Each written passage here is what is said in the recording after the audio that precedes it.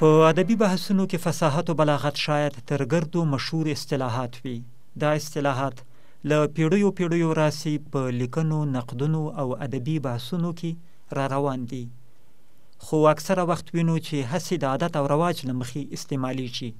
لکه د یوې لیکنې د تعریف په وخت چې سمدستي وایو ډېره ښکلې لیکنه وه، دغسې امکان لري ووایو چې ډېره فصیح او بلیغه لیکنه وه. له فصاحته اصلي منظور د کلمو سموالی او واضحوالی دی، او له بلاغته اصلي منظور د کلام اغېزناکوالی دی. د یوې لیکنې او خبرې کلمې که سمې او واضحې نه وي نو اغېز هم نه پکې پیدا کیږي.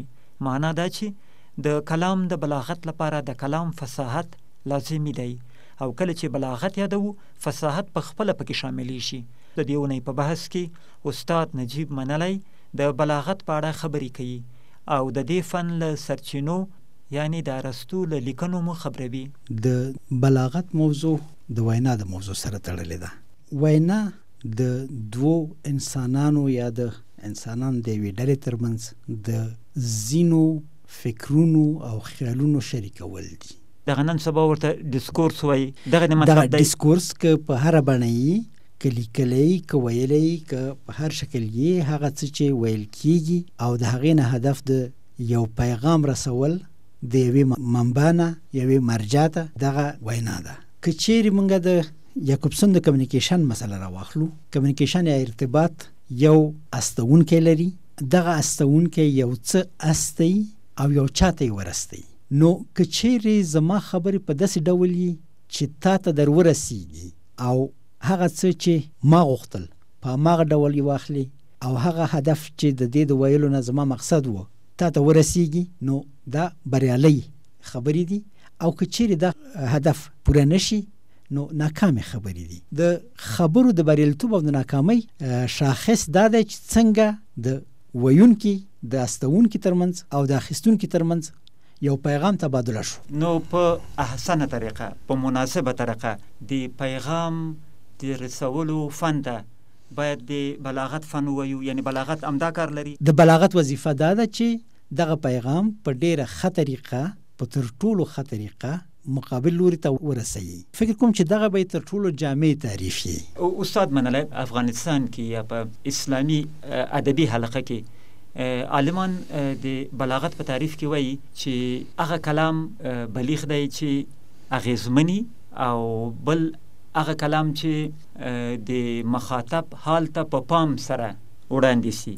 مثلا زما مخته یو نالوستی سړی ناست دی، نو زما جملې به یو رقمي.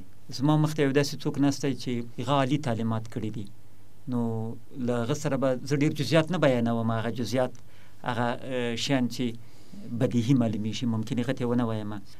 هغوی دغه څه خبره کوي. په دغه تعبیر کې او ستاسې په تعبیر کې فرق شته؟ په حقیقت کې زمونږ پوهان تعریف نه کوي. زمونږ پوهان هغه مشخصات بیانوي چې د هغې د مخې مونږ بلاغت پیژندلی شو. یعنی په بلاغت کې څه دي، یو ډول تفسیر یې کوي. د بلاغت د علم پیل د پوهانو په وینا له یونان نه شوی دی، د میلاد نه 5 پیړۍ مخکې. او هغه پوهانو چې په دې برخه کې د تدوین او ترتیب کار خپل اوج ته رسولی دی، بیا هم ارسطو په سر کې راځي. ارسطو د منطق او منطق یعنی د وینا علم تدوین کړی دی. استاد منلی دا منطق ته ولې د وینا علم وایو؟ منطق خو د فکر کولو طریقې رازده کوي. نو فکر او وینا باید فرق قائل نسو. فکر د ما په ذهن کې تیریږي، خو وینا بل څه ده. هغه څه چې زما په ذهن کې تیریږي او هغه څه چې په منسجم ډول زه نورو ته وړاندې کولی شم فرق لري. نو هغه څه چې زما په ذهن کې تیریږي هغه منطق نه دی. منطق د فکر د منسجمولو چل رازده کوي. خو د فکر منسجم کول هم د فکر منسجم کول دي، د وینا منسجم کول خو نه دي. د فکر منسجم کول یوازې د وینا د لارې کیږي.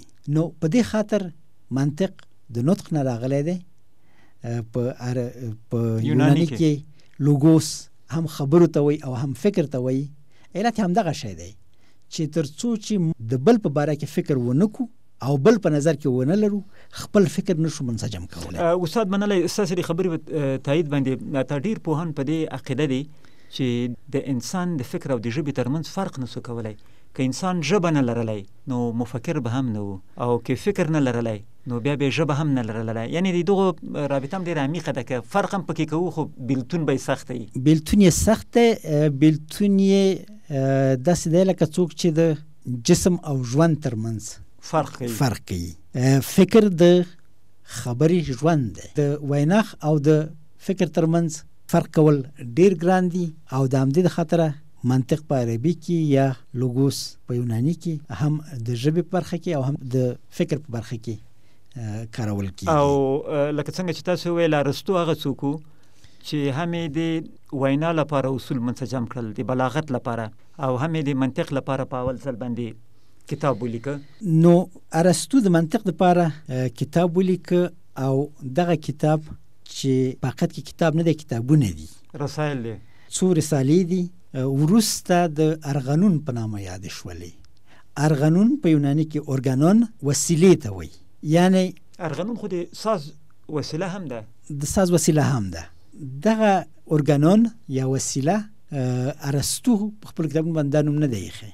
دا څو پیړۍ وروسته پوهانو د ارسطو رسایلو ته دا نوم ورکړ، د منطق په ارتباط رسایلو ته دا نوم ورکړ، د دې په خاطر چې د دغو رسایلو په واسطه باندې انسان کولی شي چې خپل فکر منسجم کړي.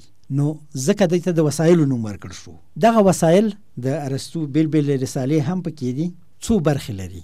عموما د 8 برخو یادونه کېږي، کله 2 برخې کله 9 برخې، خو عموما 8 برخې یادېږي.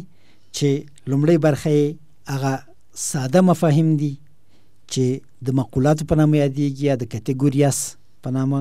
ورپسې دا مقولې سره یو ځای کېږي او د هغې نه تعبیر اخیستل کېږي. اوبه، اور، د اوبو د اور د یو ځای کېدلو نه موږ تودې اوبه پیدا کوو. یعنی اوبه او اور جلا جلا مقولې دي، جلا جلا مقولې دي. د دواړو ترمنځ یو ارتباط پیدا شو او تودې اوبه یوه نوې مقوله رامنځته شوله. نو دغه د مقولو ترمنځ ارتباطات او د هغې تعبیر د قضایاو په نام باندې زمونږ په کتابونو کې یادېږي، یا د بارې ارمینیاس په یوناني کې بارې ارمینیاس. او ورپسې بیا د دغو وسایلو په مرسته تحلیل کېږي. دا تحلیل شکل او محتوا سره یو ځای کوي، او د شکل او د محتوا د یو ځای کېدلو په اساس باندې د یوې مسلې نه بلې مسلې ته ځي چې دې ته قیاس وایي. اول مقوله شوه، بیا قضایا شول، ورپسې قیاس راغی. د قیاس پسې د دې وسایلو په مرسته باندې بیا استدلال ته ځو چې د برهان خبره رامنځته کېږي، یعنی چې د خبرو ترمنځ اړیکې څېړو. بیا دا برهان خوش په خوش نه کېږي، استدلال خوش په خوش نه کېږي. استدلال د دې لپاره کېږي چې د یو چا سره خبرې وکړي، د یو چا نظر واړوي. نو دلته د جدل خبره مطرح کېږي، یعنی د مباحثې خبره مطرح کېږي، چې دا د ارسطو یو بل بحث دی د توبیقه یا توپیک په نامه باندې. او د دې لپاره چې دغه جدل صورت ونیولی شي، مونږ یو بلې وسیلې ته ضرورت لرو چې دا خبرې په ښه ډول تنظیم شي، او دغه وسیله ریتوریقه ده یا ریتوریک یا خطابه یا هغه څه چې اوس مونږ پې بحث کوو. بلاغت د دې عمده برخه ده یا تقریبا سره مترادفه برخه ده. او وروسته د دې نه د دغه بیان په ښکلا پسې چې مونږ وګرځو او په هغې کې بیا د هنر برخه ور اضافه کړو، نو شعر ته ورځو چې هغه د ارسطو یو بل بحث دی د بوتیقا په نامه باندې یا د پویتیک په نامه باندې. په دې باندې یو بل بحث هم ور اضافه شوی دی ډېر وروسته، تقریبا د ارسطو نه 1500 کاله وروسته، چې هغه زمونږ په مدرسو کې د ایساغوجي په نامه یادېږي، په لاتیني ژبو کې ایزاګوژ ورته وایي، او هغه په حقیقت کې د ارسطو د مقولاتو مقدمه ده.